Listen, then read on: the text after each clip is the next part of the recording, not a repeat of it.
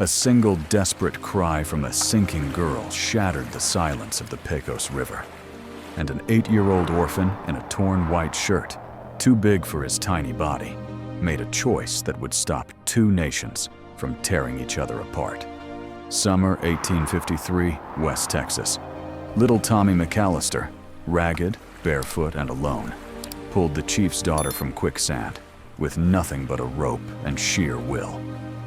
3 days later, 80 painted warriors thundered toward his crumbling adobe. But they didn't come for blood. What happens when the smallest heart on the frontier becomes the only bridge between vengeance and peace? One boy, one impossible promise, and a story that proves even the littlest hands can hold back rivers of hate. If this already tugs at you, hit subscribe, drop in the comments where you're listening from, Texas, London, and stay until the final hoofbeat. You won't believe how it ends. Let's ride. The summer of 1853 pressed down on West Texas like the flat of a hot blade. Heat shimmered above the Pecos in glassy waves, turning the river into a ribbon of molten brass. Dragonflies buzzed lazy circles over the cottonwoods, and the only sound was the slow creak of cicadas and the far-off scream of a hawk. Tommy McAllister stepped barefoot along the cracked mudbank, the hem of his father's old white shirt flapping around his knees like a ghost that had forgotten how to die. The shirt had once been Sunday best. Now it was sun-bleached, torn at the shoulders, and stiff with 3 years of sweat and river water. His brown trousers, patched so many times the patches had patches, ended just below the knee. 8 years old and already a veteran of solitude, Tommy moved like something half-wild, blonde hair tangled into sun-bleached ropes, eyes the color of winter sky, scanning every shadow for danger. He carried a willow stick and a length of frayed rope. Breakfast depended on the catfish lines he'd set before dawn. The first line was empty. The second had snapped clean. The third jerked hard enough to nearly yank the stick from his hands. Tommy grinned, the expression small and crooked, and started hauling. Then he heard it. A panicked whinny, followed by a girl's sharp cry, thin as a knife edge. He dropped the line and ran.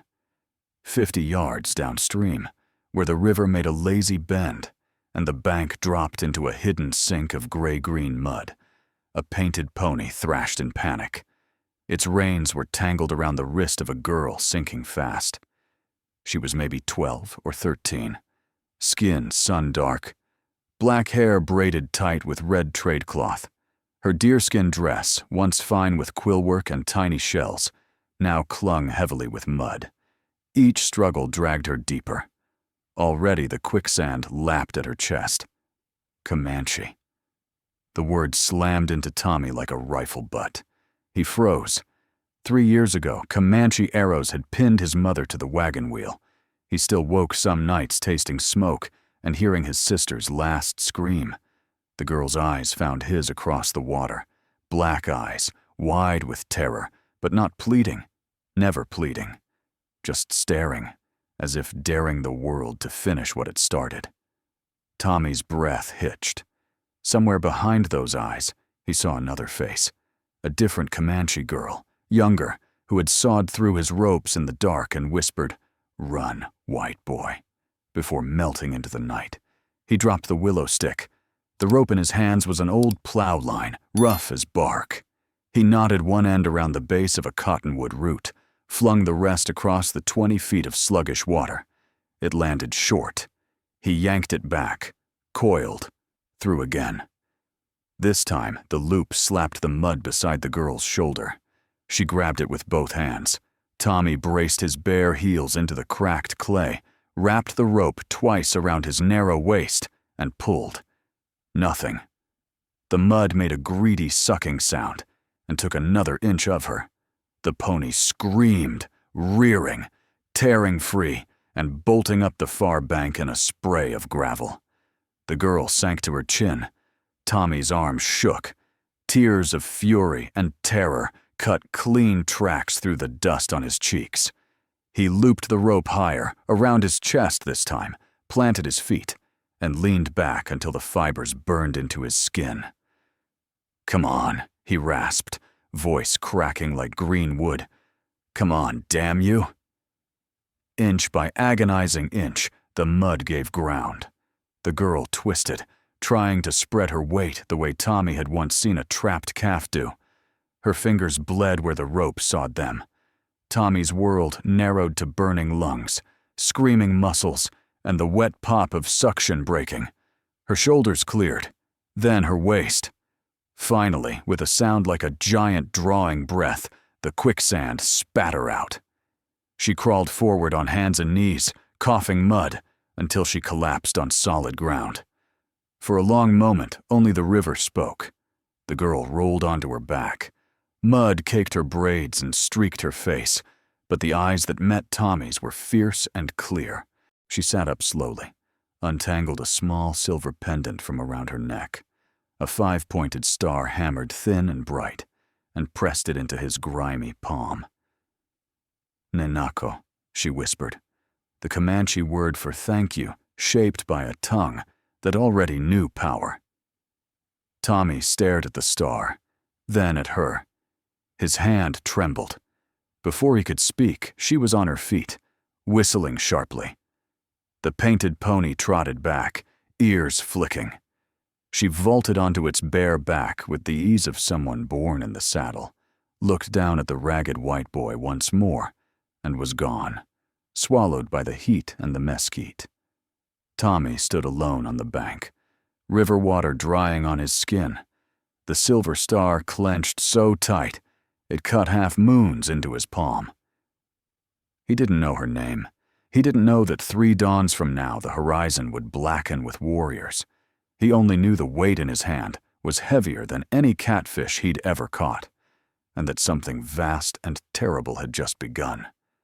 3 sunrises bled into 3 sunsets, and the Pecos country turned unnaturally quiet. No mockingbirds at dawn, no coyotes after dark. Even the wind seemed to hold its breath. Tommy's chickens huddled under the crumbling adobe, feathers puffed against a danger they could smell, but not name.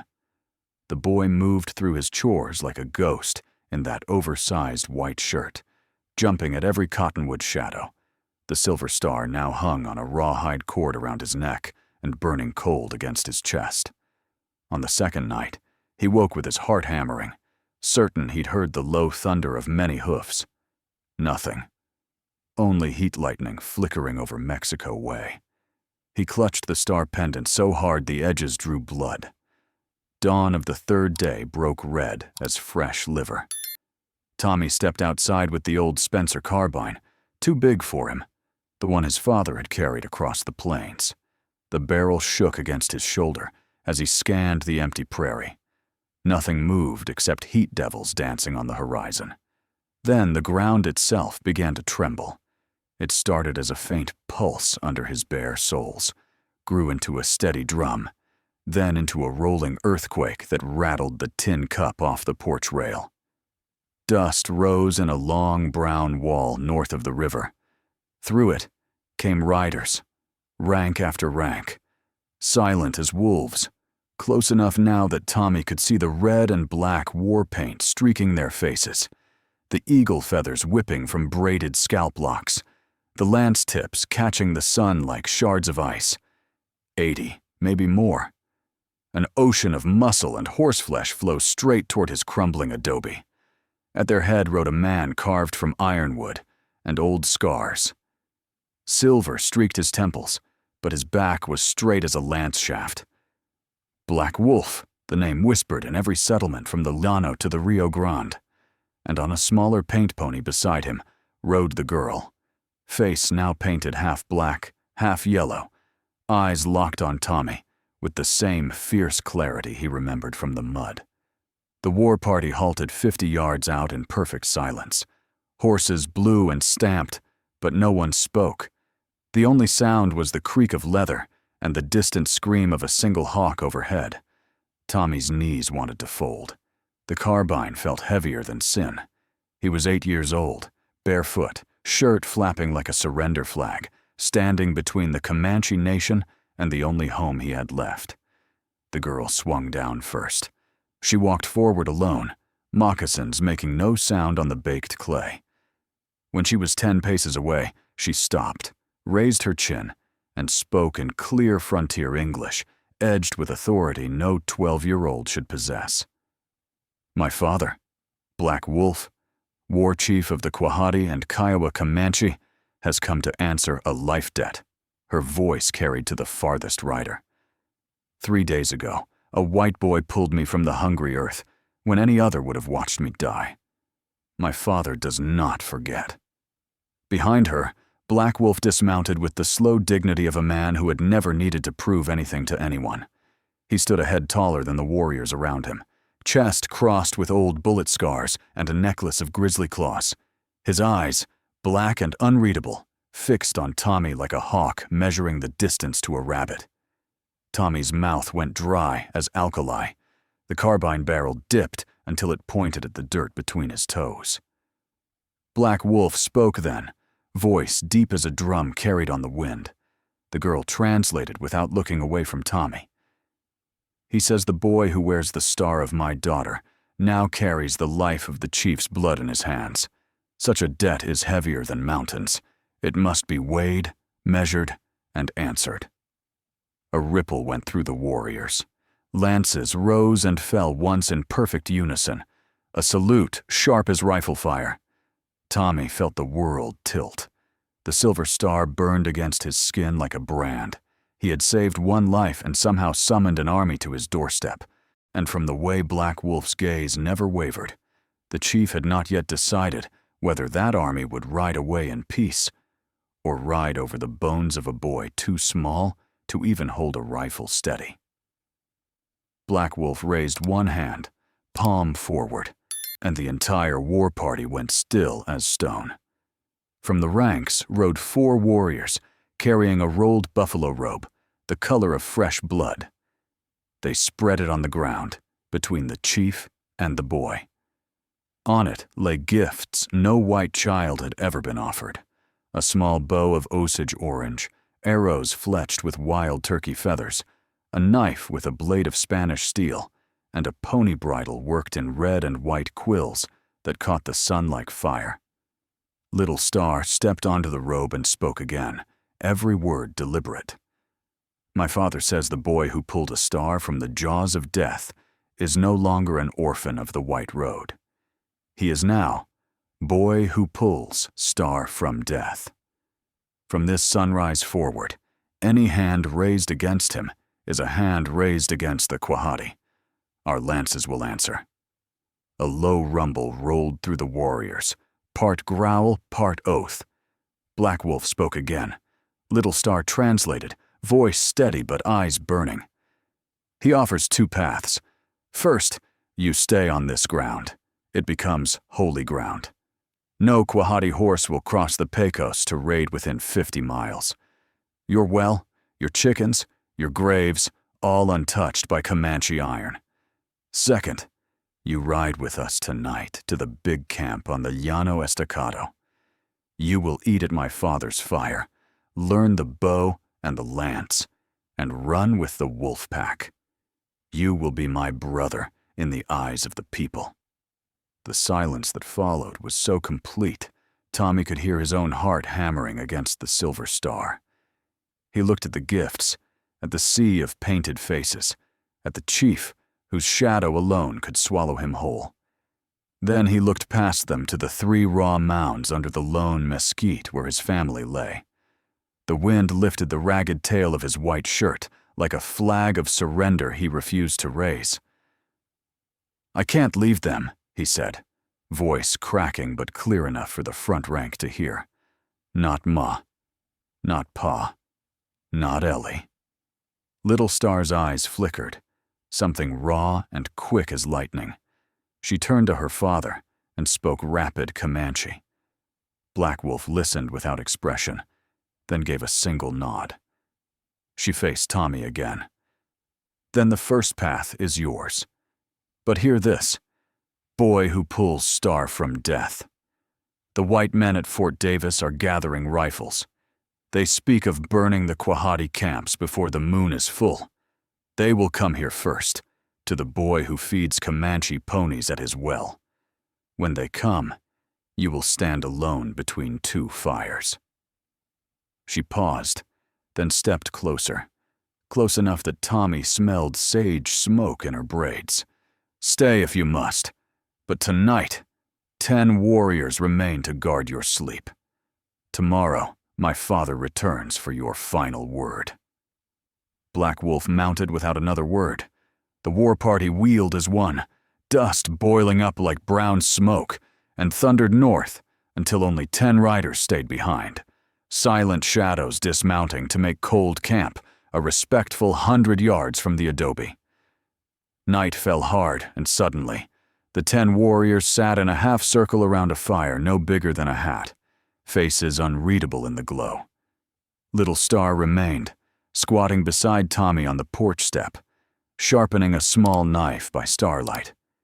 She spoke softly, the first time without translating for anyone else. "I was 7 when Texas Rangers burned our winter camp on the Canadian. My little brother did not run fast enough." She turned the blade. Sparks jumped. "I know what it is to guard graves, Tommy." He stared at the fire, throat working. She nudged his shoulder. "If this story is already carving itself into your bones, the way it's carving into mine, do me a favor. Hit that subscribe button down below, so you don't miss what happens when the rifles come. Tell me in the comments if you're listening from a city apartment or out under open sky. I want to know who's riding this trail with us." Then she was quiet again, just 2 kids on a crumbling step, while the Milky Way wheeled overhead and the guards' ponies cropped grass like nothing in the world had changed. But everything had. Somewhere out in the dark, Fort Davis men were oiling rifles. Somewhere north, Black Wolf was counting coup sticks and weighing the life of one small boy against the honor of a nation. And on a sagging porch in a torn white shirt, Tommy McAllister held a silver star that suddenly felt heavier than the entire Comanche nation. Dawn of the 4th day broke like a rifle shot, clear, hot, and merciless. Tommy had not slept. The 10 Quahati guards still ringed the adobe, motionless as iron posts, but every creak of saddle leather sounded like a footstep closing in. Little Star had ridden north with her father at moonset, leaving only the faint smell of sage and the silver star warm against his skin. Mid-morning, the wind shifted south and carried the smell of dust and unwashed men. They came from the Fort Davis trail, 43 hard-faced riders in sweat-stained hats, bandanas pulled high against the glare, rifles across their pommels.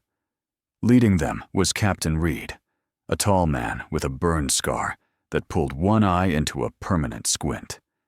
They reined up 30 yards short of the adobe and stared at the 10 silent Comanches the way men stare at rattlesnakes in church. Reed spat tobacco and spoke first, voice flat as a wagon tongue. "Boy, you got red niggers squatting on your place. Step aside. We're burning them out." Tommy walked forward until the oversized shirt brushed his knees. The Spencer carbine dragged in the dirt.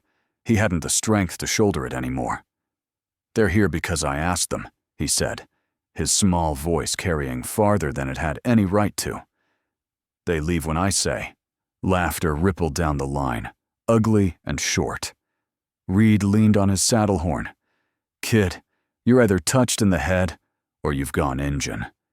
Either way, you've got 10 seconds to walk clear before we start shooting." Behind Tommy, the 10 Quahati rose as one man, lances lifting with a whisper of rawhide. No war paint now, just cold purpose. Then the earth answered. From the north came the same drum roll that had shaken the world yesterday, only heavier, angrier. Dust boiled higher than a barn roof. Black Wolf was returning, and he had brought the full strength of the band, 120 warriors fanned wide in a half moon, cutting off every escape to the south and east. They moved at a trot that ate ground like fire eats grass. Reed's men cursed and swung rifles down, but the math was brutal. 43 against 130 on an open plain was a short conversation. The two forces stopped a long rifle shot apart, separated only by the shallow, sun-cracked channel of the Pecos. Heat devils danced between them like lost spirits.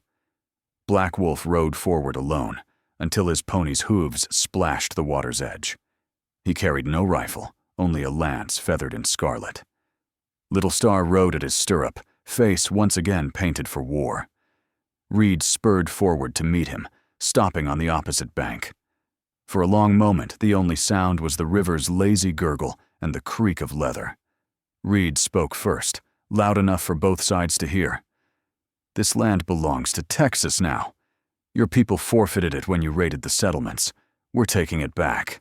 Black Wolf answered in slow, deliberate English, each word hammered on stone.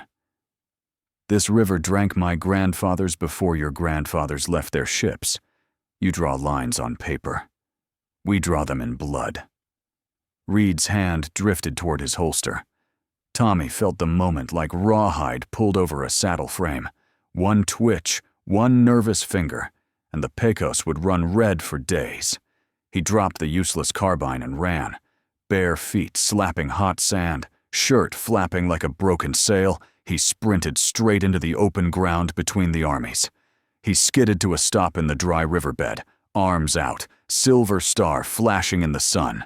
"Stop!" His boy's voice cracked across the silence like a green stick breaking. Both sides froze. Tommy turned first to Reed, then to Black Wolf, chest heaving.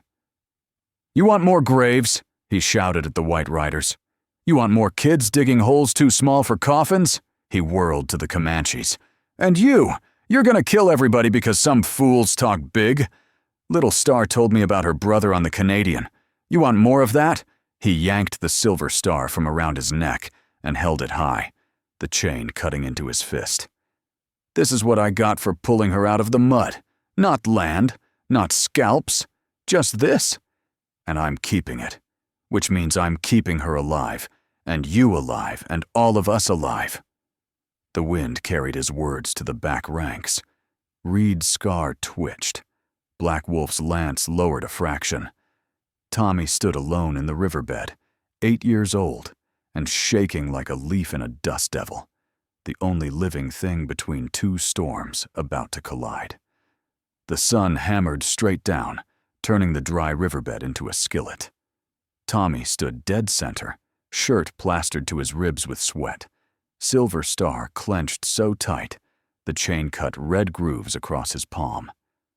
130 lances on one side, 43 rifle muzzles on the other, and a boy no taller than a saddle horn holding the fuse.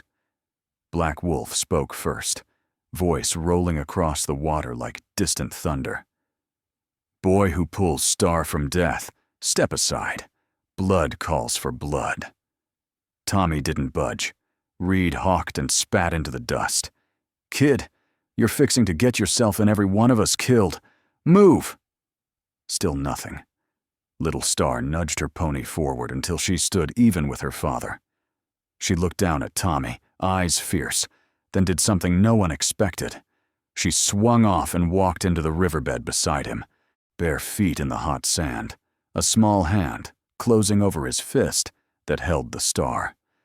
The gesture rippled outward like a stone dropped in still water. On the Comanche side, warriors shifted. On the white side, men lowered hammers a finger's breadth. Tommy drew a breath that tasted of gun oil and horse sweat. "I ain't asking for pretty words," he called, voice raw but steady. "I'm drawing a line. Right here." He dragged his heel through the cracked mud from bank to bank, a crooked furrow no deeper than a boot print. North of this scratch, Comanche hunt buffalo and water horses, same as always. South of it, white folks plant corn and raise young'uns. Anybody crosses to kill steps over me first.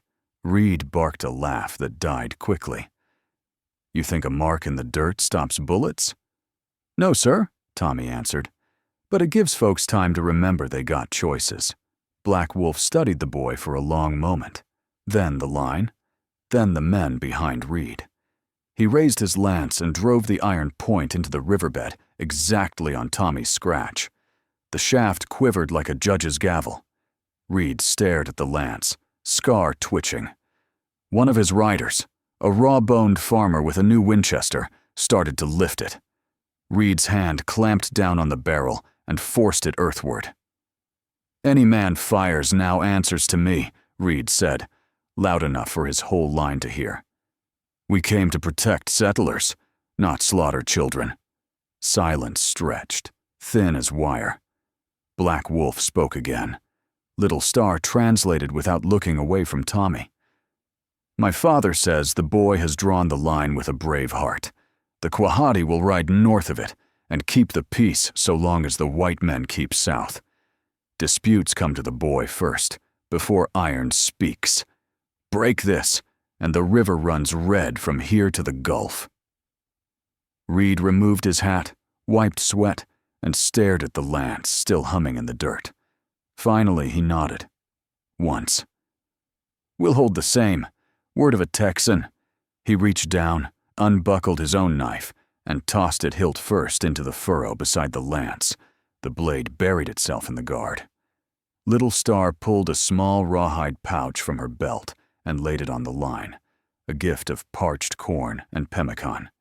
One by one, warriors rode forward and added tokens: a hawk feather, a cartridge, a twist of tobacco, a silver concho. From the white side came cautious offerings: percussion caps, a plug of chewing tobacco, a tin of peaches. When it was done, a ragged pile of peace lay across Tommy's scratch in the dirt. Black Wolf wheeled his pony. The Quahati turned as one and rode north, dust swallowing them until only the lance remained, standing sentinel. Reed's men mounted slowly, uncertainly, and filed south without another word. Tommy and Little Star stood alone in the riverbed as the sun bled out across the sky. She pressed something into his free hand, a tiny white yearling foal carved from cottonwood root, no bigger than a thumb. "For Morning Star," she said, nodding toward a snow-colored colt, now tethered to a Comanche picket rope. "He is yours. Fast as wind, gentle as dawn."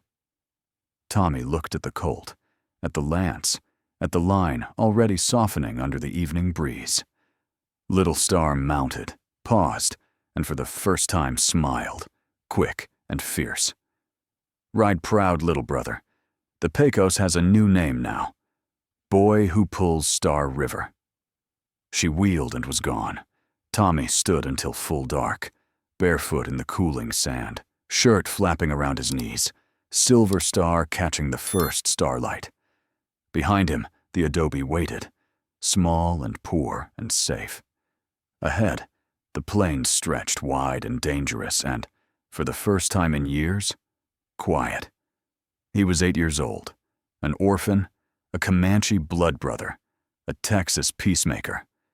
And somewhere out there, 2 nations watched a crooked line in the dirt and, against every instinct, chose to honor it. Because a boy in a torn white shirt had stood in the middle and refused to move.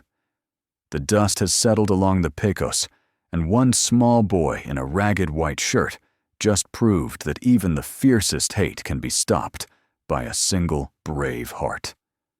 If Tommy's stand hit you hard, if it made you wonder what you'd do between 2 firing lines, drop a comment below. Tell me, would you have drawn that line? Where are you listening from tonight? City lights or open range? Your thoughts keep stories like this alive. I'm grateful you rode every mile with us. Next time, we chase another legend across the same wild frontier. Until then, keep your powder dry and your heart open. See you on the trail.